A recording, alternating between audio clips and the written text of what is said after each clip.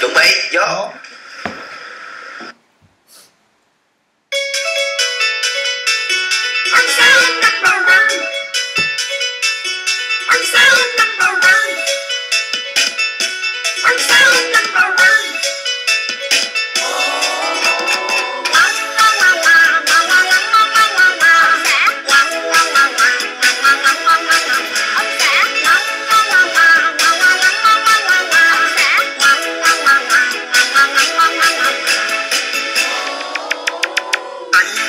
Đêm nay bơi xuồng ra tận đầm sâu, anh câu cá ba sa chơi vài con cá chê già.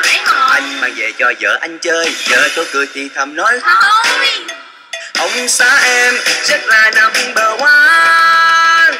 Anh không có cao sang nhưng nào ai được bằng anh. Anh không có lăng nhăng, không hề dối gian một lời. Anh xin thề yêu có vợ thôi, trái tim này chỉ có vợ thôi. Trong thế gian em là tất cả. Ông xã em number one, number one, number one. Ông xã sẽ yêu em hoài kể từ đây đến ngàn sau. Dù cho sóng gió giang lao, tình anh luôn mãi dâng cao. Như là biển lớn sẽ mãi mãi không cạn khô. Ông xã em number one, number one, number one.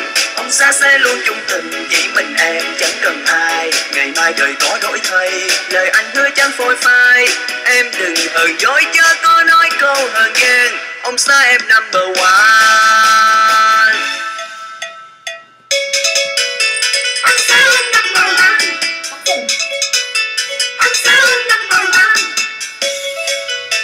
Ông xã em number one.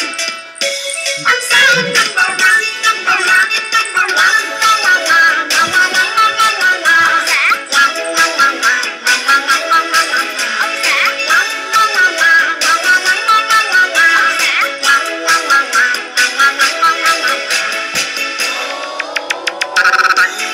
Đêm nay bơi xuồng ra tận đầm sâu, anh câu cá ma sa chơi vài con cá chê già. Anh mang về cho vợ anh chơi, vợ tôi cười thì thầm nói thôi. Ông xã em rất là number one. Anh không có cao sang nhưng nào ai được bằng anh. Anh không có lăng nhăng, không hề dối gian một lời. Anh xin thề yêu có vợ thôi, trái tim này chỉ có vợ thôi. Trong thế gian em là tất cả.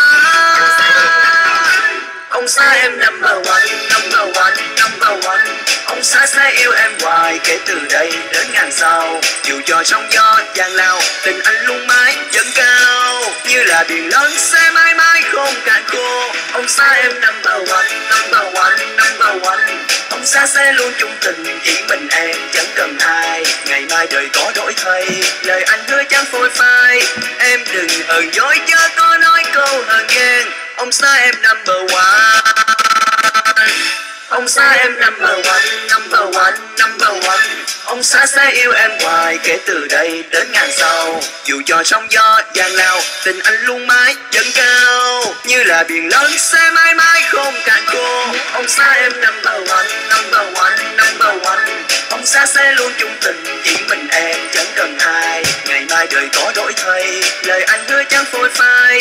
Em đừng hờn dỗi chớ có nói câu hờn ghen. Ông xã em number one.